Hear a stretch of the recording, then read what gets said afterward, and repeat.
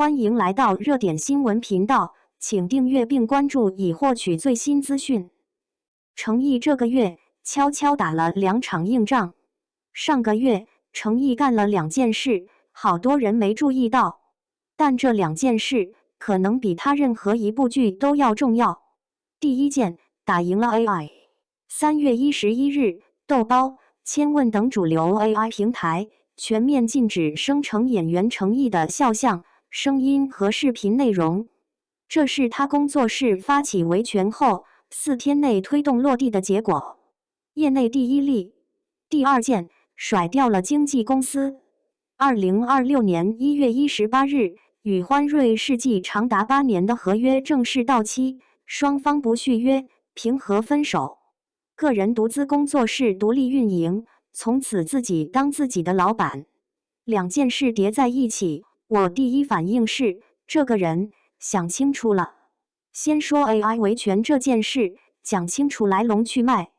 程毅遇到的问题不是什么新鲜事，粉丝和工作室发现，各类 AI 平台上充斥着大量用他的脸、他的声音生成的合成视频，有的直接打着他的名字在转，有的换了个名字，但一眼就能认出来。这种东西现在多了去了，很多艺人都遇到，但大多数选择忍着，或者发个公告说谴责一下，然后没了下文。程毅不一样，工作室直接走法律程序，锁定具体侵权内容，整理材料，向豆包、千问等平台正式提出限制请求，并明确援引肖像权、名誉权相关条款。4天，平台落实。这里有个细节，外面没什么人说。豆包后来回应了，说并非针对程毅单独设限，而是基于统一的内容安全规范。这句话听起来是在平滑处理，但你往深了想，这句话其实是在说程毅工作室的维权触发了平台去执行他本来就应该执行但一直没有执行到位的规则。换句话说，不是平台在给程毅特殊待遇，是程毅倒逼平台把规则真正落地了。这2者的区别，业内人心里都明白。为什么是程毅第一个成功？时机对了。现在 AI 侵权这个议题本身热度很高，平台比以前更在意这类风险，工作室的请求落在了合适的节点上，操作方式也对了，不靠舆论发酵，不靠粉丝跑去举报，直接走法律程序，态度明确，证据充分，给平台的压力是实质性的，这和发个声明、发个声讨帖子完全是2种博弈。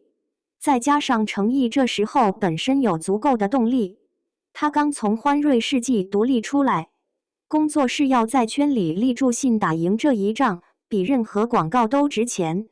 说到自立门户，这件事本身值得多说几句。欢瑞世纪旗下艺人合约期偏长，网上关于条款对艺人不够友好的讨论一直不少，和旗下艺人产生纠纷的案例也曾见诸报道。程毅之前也有过相关法律纠纷的新闻。这次合约到期，平和分手，听起来是个圆满结局，但实际上这是程毅等了8年才拿到的一个出口。自立工作室之后，风险是真实存在的，没有经纪公司的资源打通，你需要自己去对接平台、投资方、品牌方，任何一个环节出差错，都没有人帮你兜底。但机会也是真实存在的。原来的收入模式里，程毅的片酬有相当大的比例要回流给经纪公司。工作室独立之后，商务分成、肖像权授权、IP 开发，每一块都是自己的。更重要的是，这次 AI 维权，它是以工作室的名义打的。这个工作室从第一天起就在保护自己，这条线我觉得值得让你记住。过去几年，娱乐圈有个很微妙的趋势，艺人越来越想掌控自己。从白宇、朱一龙陆续独立出来，到程毅这次双线操作，背后其实是同一件事。艺人意识到，依赖经纪公司的风险可能比单打独斗的风险更高。